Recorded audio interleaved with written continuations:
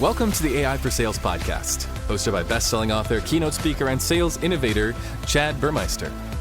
This is where the future of selling comes alive, exploring how AI transforms customer experiences, drives sales outcomes, and reshapes the way we connect, compete, and close business.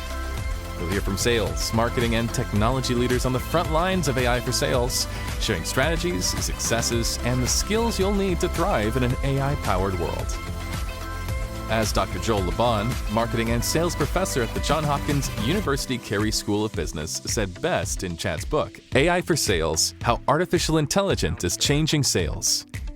In sales, time kills deals. In AI for sales, AI kills time. Thanks to our sponsors, BDR.ai, Nooks.ai, and ZoomInfo, the go-to market intelligence platform that accelerates revenue growth. Want an introduction to one of our sponsors? Go now to www.str.ai/intro, and Chad will personally connect you with the right person at any of these companies, the one who can make a difference for your business. And remember, in traditional sales, time kills deals. But in AI for sales, AI kills time. Get ready to learn, level up, and lead the AI revolution in sales. This is the AI for Sales podcast. Let's dive in.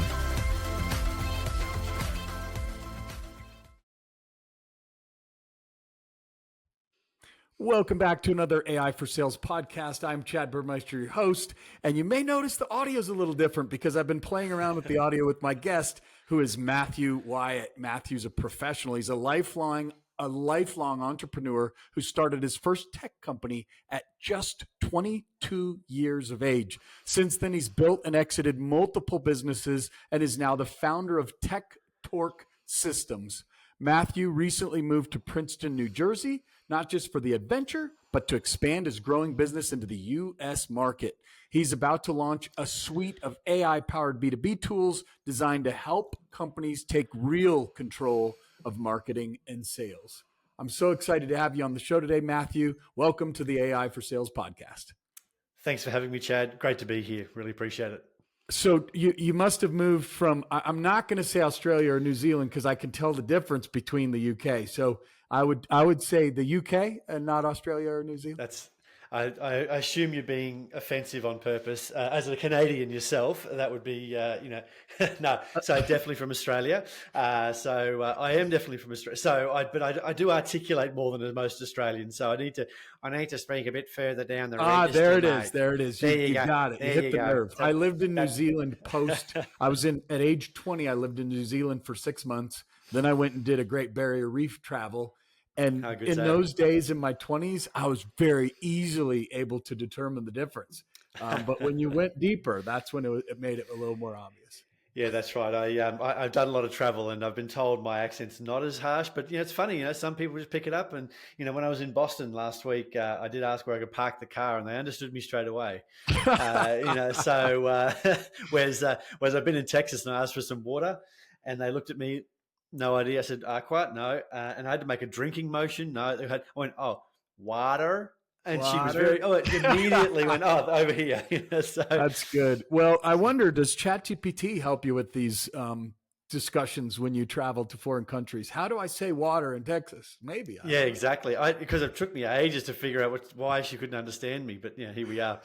Oh, that's good. Well, in Wisconsin, they would call it a bubbler, and you'd get really surprised. Like, where's your drinking fountain? And they go, drinking fountain? What are you talking about? I'm like, drinking fountain. Yeah, water. Oh, you mean the bubbler? And I'm like, yep. So there you go. So we actually do use the term bubbler at school for those things where you push down and the water comes out. That's a bubbler for us. And there's a really off-color thing that that anybody who wants to be offended terribly, go look up NRL, which is the National Rugby League in Australia. Look up NRL bubbler because that is absolutely terribly offensive, and you wouldn't want to be looking that up. So we know what that is.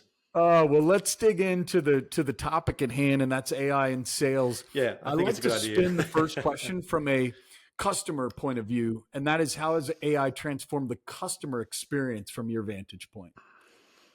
So customer experience so when it comes to customers, you're talking about the the recipient of that AI output. A lot of the friction I'm getting is actually people finding it. How do I say this nicely? Lazy salespeople, lazy engagement with AI creates slop and is creating an output that is actually subpar. So, so one of the things that I talk to my customers about a lot is actually make sure you're proud of the output before it goes out, because everything you say, regardless of who created it, is a reflection of you. So that's the first thing. So actually, but then salespeople using it effectively really well. It's sped up the ABM process, the account-based marketing process, incredibly. It's enabled them to develop highly targeted personalized responses on email, highly targeted personalized responses on almost any platform really, really effectively. But one has to be very conscious of using it effectively. Does that make sense? I love it. I mean, because we're doing some prospecting AI right now. It has 4 merge fields that truly personalizes it to the person, their title, their role, their company, their industry, 10Q reading. All these things are so magic. But to your point, if you read the output and it looks sloppy, then you got to reinvent the wheel. You've got to go back upstream and fix it.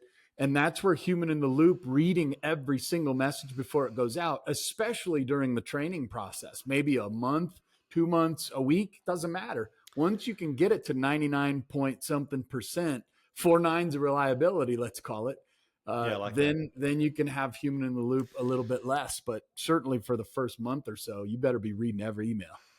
Absolutely. It's so important to really make sure that it still continues to be your voice and your brand's voice, because if you lose that, if you have a disconnect between what you really stand for in relation to behavior and values, then you're going to find that you're going to start attracting the wrong customers. And the thing is that, a lot of businesses, it's not necessarily a lack of capital or a lack of enthusiasm that breaks them, it's the wrong customers.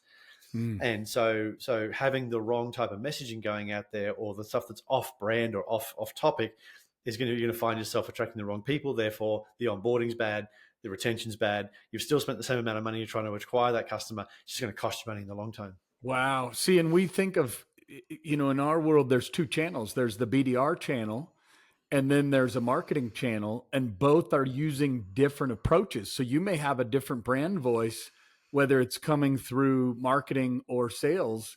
And that, I would think, needs to be rationalized over time as well. A lot of churn happens because of the change in personality between pre and post sales. People go, this is not how it was when I was getting sold to. This is not how I felt important and special and individualized and engaged in the before money was handed over, but after money, it's just go watch this onboarding video. Get out of here. Yeah, that's right. We hate you now. We've got your money. Vendors that we buy from as well. It's like, wait a second, we're 125 licensed account. That's an enterprise class account, but you're giving me SMB class experience through your AI chatbot support. So all that needs to be taken into account. Talk to me about a case study, because obviously you're building some pretty cool and powerful tools. Do you have any deployments that you're super proud of that you can share with our audience? Look, there's a couple that we think are really cool. So a lot of the use case of services that we've developed has been based on stuff that we already do in our agency. So we have a marketing and sales agency, 99% marketing. And so the problems that we've been solving is getting people booked onto podcasts like this, because that's great for building a brand and also getting your voice out there and exposing what the business actually stands for over a longer period of time. So podcasts are important, content's important, connection's important.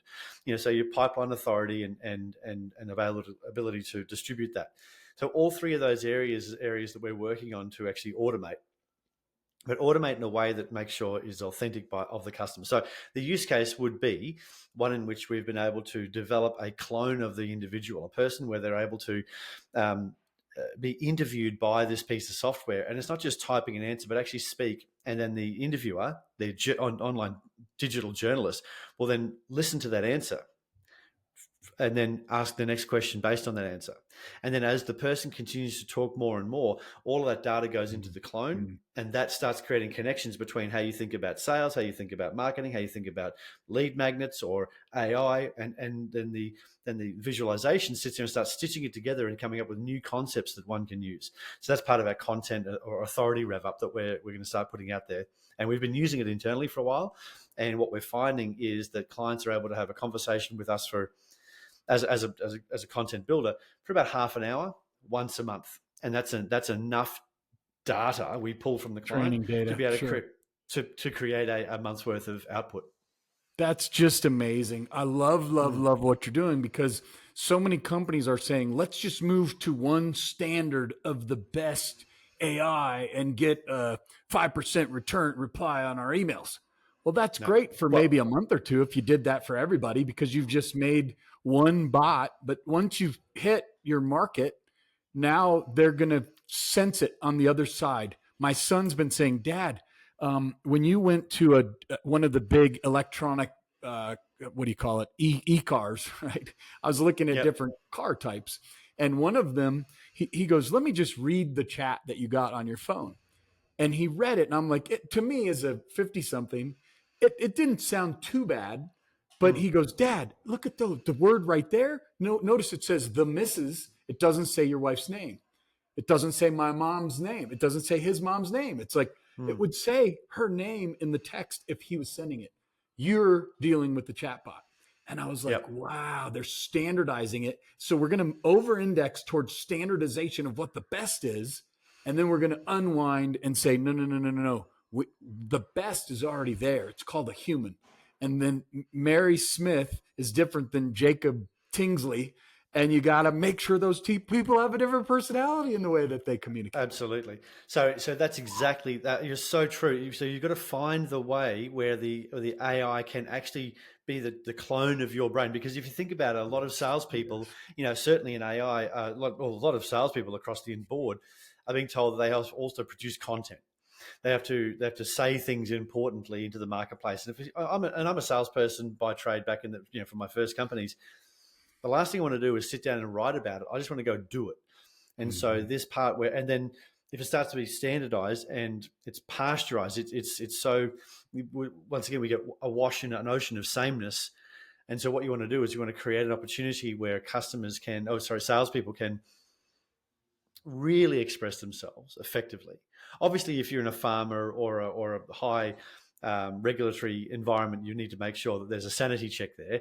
You've got to make sure regulatory and legal and company PR people are going to say are brought into the fold. You can put the governance in place to solve for that. Yeah, exactly. Yeah. So anyhow, look, that's so when you're dealing with a salesperson, you've got to make sure that authority is there, and that's why we've built these clones, or that's why you can build your own clone and go out there and distribute that product, distribute yourself at scale, without having to spend months or days writing content. Wow.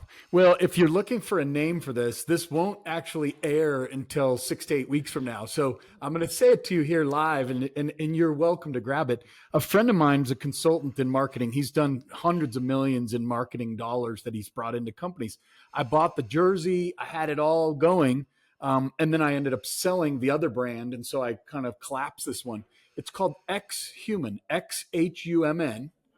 And so it's exponentially human. It's how do you become exponentially human, the best version of yourself. So xhumn.com is probably still available. .a is back into the wild. I think maybe this is the time and the place. And I can even send you about 7 extra large jerseys, and it says X-Human, exponentially human right under it. I might actually do that. White. Yeah, that's funny. We're sort of sitting within talking about branding, where we use RevUp as because my business is called Tech Talk as an engine talk, TORQUE, and so what we're doing is we're doing these products are going to be the RevUps. So this product that we're talking about is Authority RevUp, and then the podcast one that helps people get booked on a podcast is going to be Pod RevUp. And the one that's going to that's going to connect to LinkedIn and enrich the data and then start sending messaging, that's going to be a Pipeline RevUp. So we sort of stitch that together as a whole RevUp family of products.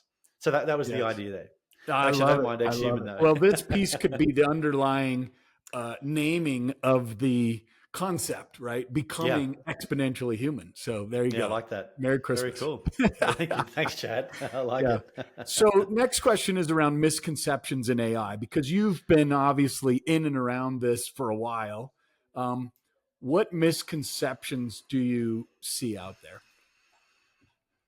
I think people give it too much credit. I think they think that the model is infallible. I think one of the great challenges is the hallucinations, and we still have those every single day. It's often a lot of the AI is too agreeable. Say, hey, I'm thinking about starting this or doing that. Oh, it's a fantastic idea, Matthew. You're a real genius, and of course that walks you down a path. So I think they're the real challenges when it comes to using AI. So yeah. Every quarter, your pipeline goals go up. But when SDR teams are bogged down by prospecting, dialing, and coaching busy work, they struggle to hit their goals. That's where Nooks comes in. Nooks helps you double and even triple the pipeline you generate.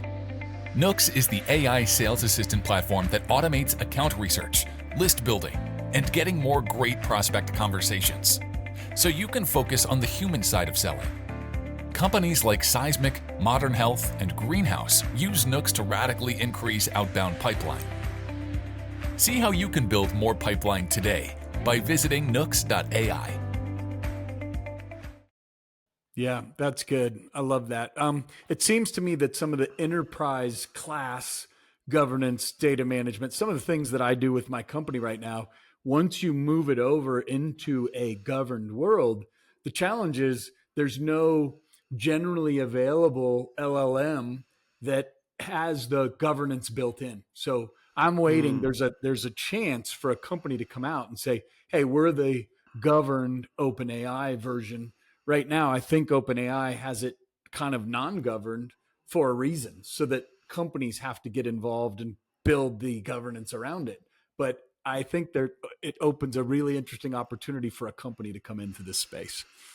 Absolutely. An old client of mine was doing it for the military, and because of course you can't deploy AI and have open AI, being too open. So they've been building LLMs, but that is a mega expense. That's you're spending as much money on that sort of stuff as you could possibly imagine, millions of 100%. dollars. Yeah. Closedai.com. Here we go. Yeah, that's it. Yeah, exactly.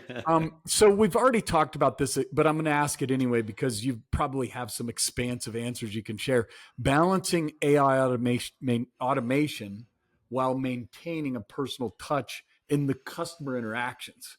I mean, that's pretty much what you described, but take us deeper into your thinking. So back in 2000, and here we go, I'm going to age myself terribly here. Back in 2007, we implemented a brand new piece of software called Salesforce.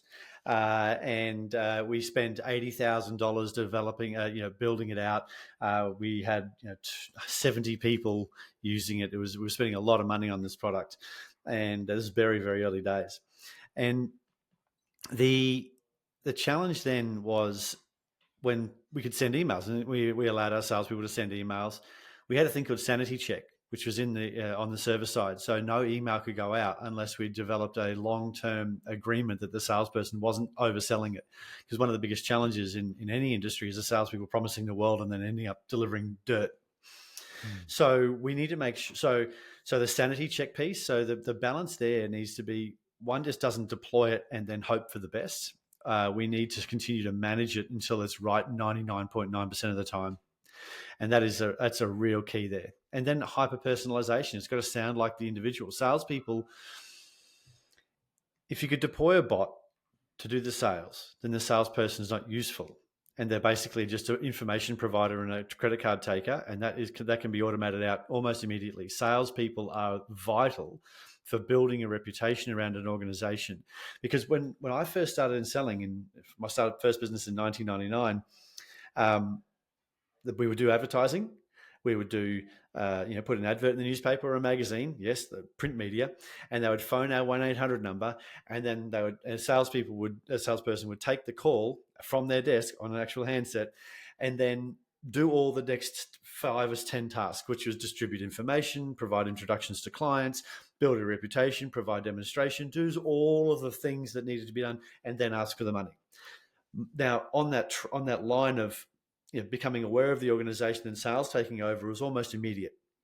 Now, people become aware of an organization and then they don't actually engage with the business until right at the last second. The last thing most buyers want to do today is engage with a salesperson, but they will engage with what Google calls the messy middle. They become aware of your brand, and then there's all this marketing that occurs in the middle here that is building reputation, distributing content, providing demonstrations, introducing you to clients, and building trust, because the speed in which you can build trust is the speed in which you can grow your business. Mm-hmm. And so all of that needs to occur by the marketing function and the outward facing function rather than the sales individual. The sales individual today has to be higher levels of training and more ability to build rapport faster than ever before, because they've got one shot. So Eminem said, one opportunity. You've literally got to get the person on the phone or in some sort of engagement, and you've got to do all the work, the rapport and all that work in one call, because the brand has been positioned through the marketing activity. You need to then reinforce all of that. So the sales and marketing needs to be absolutely aligned, and then ask for the money. So that's really where AI sits in that, and where we see some challenges is marketing once again is being pushed out by at volume without heart. And the thing is, if sales ever do get involved, then there's a disconnect between the sales activity and the marketing activity. We need to make sure they all sit in the same bucket. Wow. I love this, because you're saying to blend the heart is what I'm kind of hearing through all this. Absolutely. The heart of the human with the non-hearted. You're adding a heart to the marketing communications by making it tethered to a real person. I'm starting to see these kind of fake people pop up in organizations where they're like, let's just build 10 bots. And having personal experience in this, doing LinkedIn outreach 7 years ago, I remember getting called to the mat by one person. And he said, Chad, you're a faith-based guy and you're faking people. You can't do that. So I went to my board and I was like, hey, board, we were doing $1.3 million that year. $1.4 million that year. That was my best year before we sold the business. And I said, hey, this could have significant impact on our ability to hit the 1.4 million next year, because I've got these 3 or 4 fake profiles that are generating a lot of pipeline. And so Steve D'Angelo, who has been my all-time mentor, said, Chad, do you have anyone inside the organization whose names you could use in place of those fake names? I said, well, sure. I've got my wife even could be one of the people. We could have this person. Okay, then you need to go ahead and close down those fake ones, because you're not fake, you're authentic. And I was like, got it. Right. And it was like, that was such a big awakening. This was 7 years ago for me. A lot of people are having to discover this themselves right now because they haven't been in AI for 7 years like I have. And it's tough.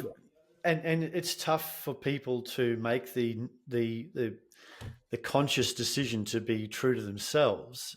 And when their accountant's only accounting the numbers and the bank only counts the numbers and the mortgage the mortgage only takes numbers. So one needs to be very, very strong in their own understanding and belief and values. And funnily enough, I spoke about values at the beginning. When we're targeting customers, we're teaching customers to do the targeting. It's actually not just name. It's not just industry size, location. It's industry size, location, values, behaviors, and role. So if you can actually target people based on values, behaviors, and role on top of the name, rank, and serial number, you're going to actually get a better connection. And you can use AI to do that. You're going to get a better heart connection throughout the whole sales process. Yes. This is so good. It's now I see why celebrities, when they go play in front of different audiences and they say, no, you're my favorite audience. Because it seems like every week when I'm having these conversations now, there's people like you that are bringing new perspectives to the world of AI that just weren't there before, because AI is relatively new in how it's being used today. So kudos to you for bringing people back into the process. I mean, people service profit is what Fred Smith said at FedEx 25 years ago when I was in the new hire class. 30 years ago, if I'm being honest. 30 Yep. years ago, people first, service second, profit comes third. And I'm seeing it over and over again on this podcast. If you lead with people, the profit will follow. Don't try to optimize for profit, optimize for the customer experience. And that's what we're That's talking right. about. And so when you say, and when I talk to customers about being people orientated or heart orientated or personal brand, we talk about personal branding a lot. It then has to be balanced with the fact that unless you're not selling something that is of value and you genuinely believe somebody should buy what you've got because it's going to increase the value to their life, then it's your duty and obligation to go ahead and make sure you position it in the best way possible. And that is the dichotomy of trying to sell and also trying to be true to yourself. And I guess if it was easy, everybody would be doing it. And we got to make sure that we continue to be ourselves. And that's why I think it's so important to build personal brand. And and the more of you out there, because there's an abundance of humans out there, there's an abundance of sales opportunities out there. There's never a lack of market. I mean, unless you're selling maybe newspapers, but they'll probably come back soon, like the records did. So you've got to so if you just stick to where you want to play in your super hyper narrow niche, then you're going to be able to charge more money and deliver greater levels of service by focusing on an individual issue with individual problems and then solving that really elegantly. Love it. There's a person that I've met recently, got introduced to, who's building a process around this where, hey, you spend a couple hours with me on a Zoom call, and then I'll write your book. And then once I write your book, I'll build your short form, your long form, your all of it, and build the brand. I've seen other flavors and variations of this, but the bottom line is, it's not, to your point, 30 minutes a month of training data is what I heard you say earlier in the conversation. Yeah, that's right. And that's all that's needed to be able to build out the ability to humanize yourself as a sales professional in today's day and age. Absolutely. And before that, I would often say to customers, the best place to find the best things to write about, because just sitting there staring at a flashing cursor or trying to talk to ChatGPT, say, hey, I need to write an email, what should I write about? The best place you can go to find really high quality insights is your send items, is your outbox. And questions that customers have asked you, because if one customer's asked a question, I bet you bottom dollar there's going to be another 10 or 20 or 50 or 100 people that have got that question but haven't thought to articulate that question in that particular way. So go through your send items, go through your outbox, because the way that you've answered those questions are going to be a great font of opportunity to communicate your value, your style, your way of actually communicating. So for question 5, let's do this, Matthew. I'll share a technology that's changed my life in AI, and then you can share one back outside of your own product, because obviously your solution that's coming out is amazing. So have you heard of Suno.ai for creating songs? No. Oh my goodness. Well, I built one for my dad's 80th birthday. He said it was his best birthday he's ever had. My wife's birthday, my brother's birthday, my son's birthday. So it's a birthday favorite. And you literally just put in a little bit of prompting. They have a freeware version, and then they have a $80 a year version or something. And the $80 a year version gets you to version 5, which has 2 voices singers. And Amazing. All you do is say, is this indie music? Is this reggae? Is this pop? And you spend 2 minutes answering the questions. You hit go. It builds 2 versions of the song simultaneously. In under 30 seconds, you can hear the first 60 seconds of the song. Then you decide if you like it. Then you hit publish, and you're done. And it just changes your ability to have, whether it's a wedding, a birthday party, anything you can imagine. All right. So that's, and I love that. I'm going to write that down. So Suno, I'm going to write that down. Thank you. That's cool. Yeah. You'll love very it. cool. How about you? Well, so funnily enough, it's the OG. It's, when I first saw ChatGPT a couple of years ago, it bit me. I went, this is incredible. I can do a lot with this. And then from there, we've built automation. We've built a lot of things. But really, I don't have a cool one like what you just talked about. But I think the possibility of AI is so incredible. But yeah, the OG, and also, actually, having said that, I've also built out the and I'm not mentioning my product, but mentioning the way I got there, is I used Base 44 to write the MVP of the product that we used internally before we decided to go commercialize it. And it works. Man, you just type in a prompt, I want to do this, this, and this. And then what I did to really make that sing, no pun intended, was to use ChatGPT as the coach. And I said to ChatGPT, you're now my coach. I'm going to use Base 44 to write this code. And then basically I would take the output from Base 44, give it to ChatGPT and say, give me a good prompt that we achieve what we want to achieve. And I just paced them backwards and forwards between the two. And we built the product in about a week and a half. And then obviously we had to refine it over the course of months and make sure it works with customers over the course of months and all those sort of things. But from idea to 80%, that was a week. Done in a week and a half. See, my son was working with a person who used to work for me, and they'd hired a board, and they're like, we got to go raise $500,000 to build our MVP. And they had a room full of 40 people, and I'm sitting in the back with my son, and my son's like, Dad, the thing that they're trying to do, I already did in college, and it got thousands of users. And we did it through, it wasn't Base 44 at the time, it was just some other app. And so I was like, so Brendan, for like $500 instead of $500,000, that's 10 hours of your time. Either you or someone you know could probably give them their MVP that gets them to 80%. He was like, yeah, Dad, easy. And so we raised our hand and said, hey, dude, Brendan already deployed this. Good news. It's been beta tested. It had 5,000 downloads. Why don't you work with Brendan for 10 hours and or one of his college friends, and they'll go build your MVP. You don't need the 500,000. So you are dead on right there. Yeah.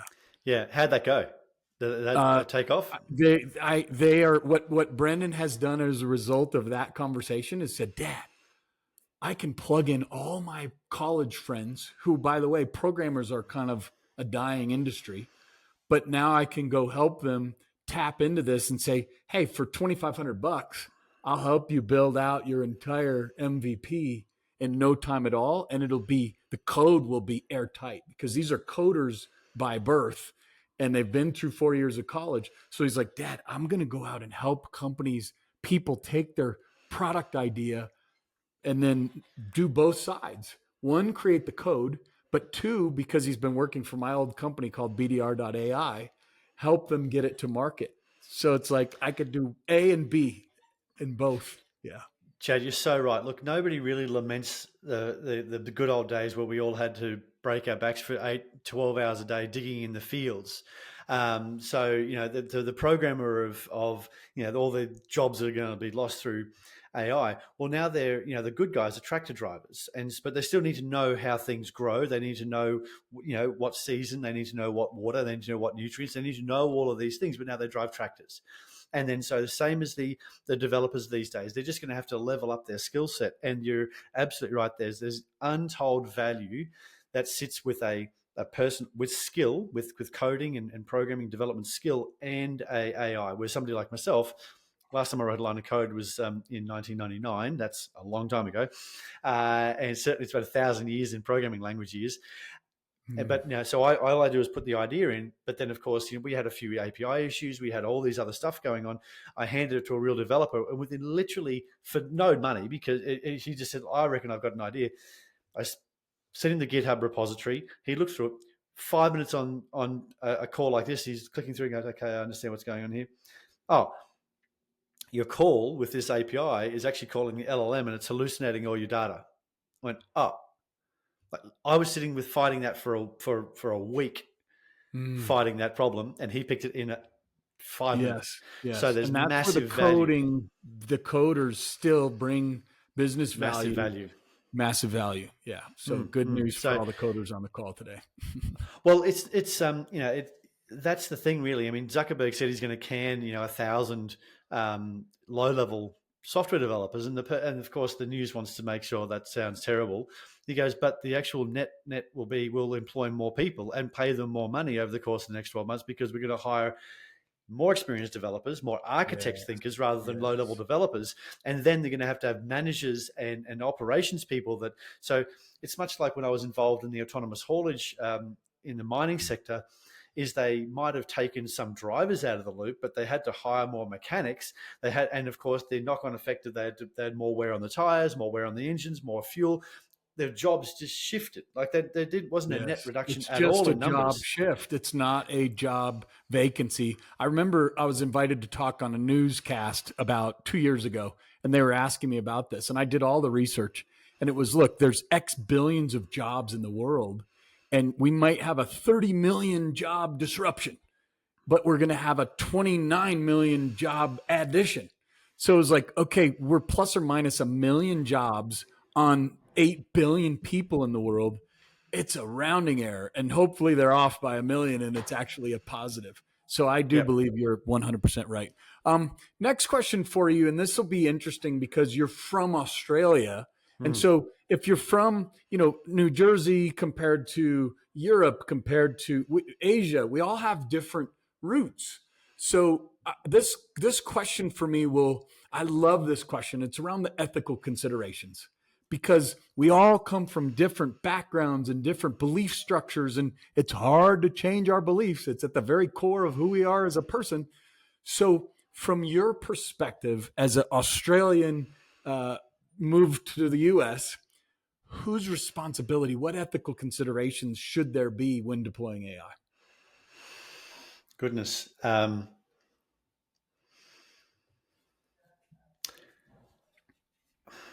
So my background is Australian and typically, Christian Australian. So but that's how I was raised. I not necessarily practicing at the moment. I think that there's an underlying truth to most religions. And so that when it comes to ethics, that is because basically a lot of it is, be a reasonable neighbor, be a reasonable human. But of course, reasonableness in an age of chasing the dollar or chasing the power thing is challenging to find. The thing is, I find it, and also the other thing is, what I do know is we can only ever walk as fast as our slowest person, and so or a chain is as strong as its weakest link. And when I was teaching my boys to drive, they're both 15 and 17 now, and they're coming through the driving. I would stand them. I actually literally took them out, pulled over to the side of the road. So let's see how long it takes to see 100 cars go past. It's about a minute. So cool. Now, if you understand distribution, we know that one person is the best driver. All the way on the other side, one person is the worst driver. How many people do you think would be considered the best driver? So 5 out of 100 are going to be great. Well, that means 5 out of 100 are terrible. And so you just took a minute for 5 terrible drivers to go past. That's why you have to be hyper aware of your surroundings all the time, because 5 terrible people just went past. Not terrible people, terrible drivers.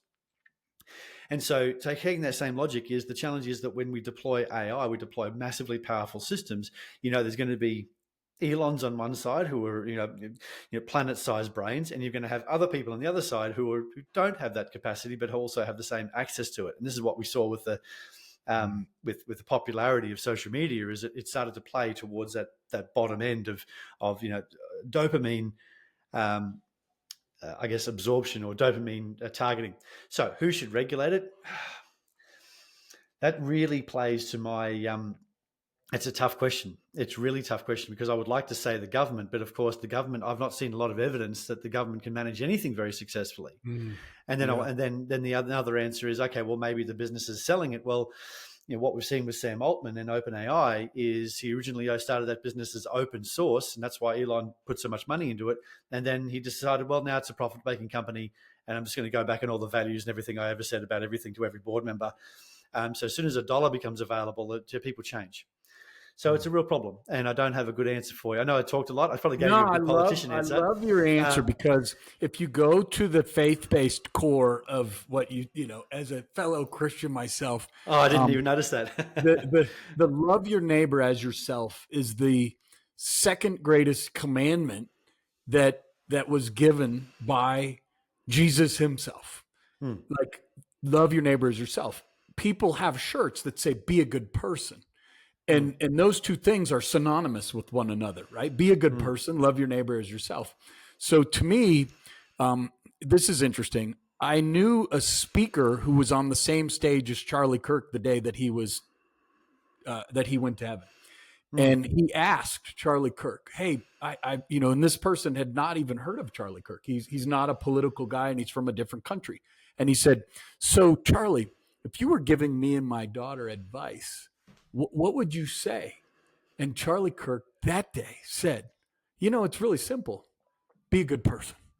And it's like, isn't that what the core of AI should have at its base level?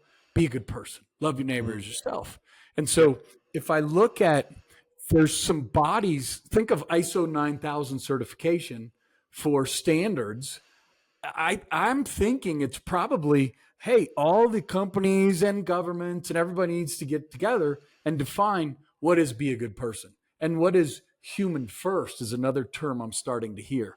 Because if you start to optimize just for pure profit, the good news is those two things they coincide.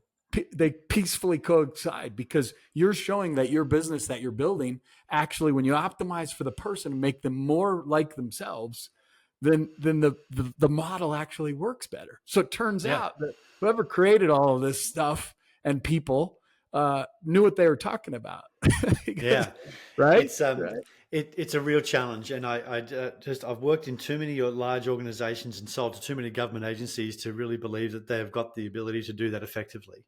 Doesn't matter who it is, left, right, center, upside down. It's all the same, and because we have to govern for the edge cases. I think the individual needs to. So, one thing that a mentor of mine said very, very early on is, if you had ownership and accountability and responsibility for everything in your life, what would you do? Everything. And it's literally everything. If you had ownership and accountability and responsibility for everything in your life, what would you do? And so, when I'm speaking to salespeople, and you've run BDRs or you've got AI BDRs, I've had salespeople come to me and go, these leads are crap. And I say, cool. And I was in a room of 8 salespeople. I said, okay, cool. So if you guys had ownership and accountability and responsibility for everything in your life, what would you do about it? And from there came some incredible ideas. I funded those ideas. We went halves in the commission from those ideas, and they made a boatload of money. The business made a lot more cash. But what happens is people outsource their thinking to the boss, the AI, the whatever, and they forget that they actually do have complete agency. And people do have ownership and accountability and responsibility for everything that they do. And if a person wants to position themselves as a victim, well, that's their choice to do so. So that's right. So when it comes, love this. I mean, from start to finish, we've had the most amazing conversation, I would say. And man, we've talked to some amazing people on this show. So, Matthew, I'm gonna skip to the how do people get a hold of you question. Got it. So I've got a test, a 4-part test. I can send you the link. It's about revving up your business and how we can actually grow a company's organization. So I can provide that information. So Matthew@techtalk is my email, and of course techtalk.com.au or techtalk.co now that we're in America. And so if people want to build their authority online and want to deploy all of their content within 30 minutes a month, then they can message me through that, and I'll provide them with an early stage just for you, Chad, and your listeners. If they want to get early access to my platform, more than happy to do that at a significant discount. Love it. So it's TechTorque, and it's spelled TechTorque. TechTorque. Correct. Just like TechTorque.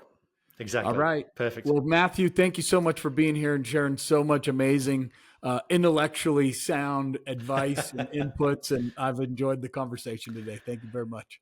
Thanks, Chad. Talk to you soon. Bye for now. All right, everybody. Thanks for joining another AI for Sales podcast. I hope you enjoyed the audio quality uptick thanks to the sound advice of Matthew Whyatt here. Peace. Thanks. Thanks for listening to the AI for Sales podcast with host Chad Burmeister. This episode was brought to you by BDR.ai, Nooks.ai, and ZoomInfo, the go-to-market intelligence platform. BDR.ai helps sales teams accelerate outreach and book more meetings automatically, using AI to personalize messaging across LinkedIn, email, and beyond. Nooks.ai is the AI-powered sales assistant platform that automates account research, list building, and connects reps to more high-quality conversations, helping teams double or even triple their outbound pipeline.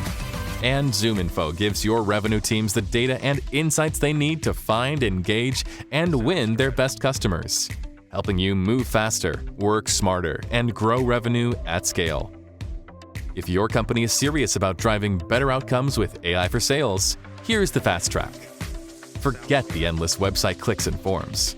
Go straight to the decision makers at these companies, the ones who can move the needle for your business. Chad will personally connect you with the right leaders at our sponsors, the people who can actually make a difference in your business. Head to www.sdr.ai/intro and unlock your direct line to a more closable pipeline, powered by AI. Until next time, keep leading the AI for sales revolution, and remember, in sales, time kills deals. But in AI for sales, AI kills time.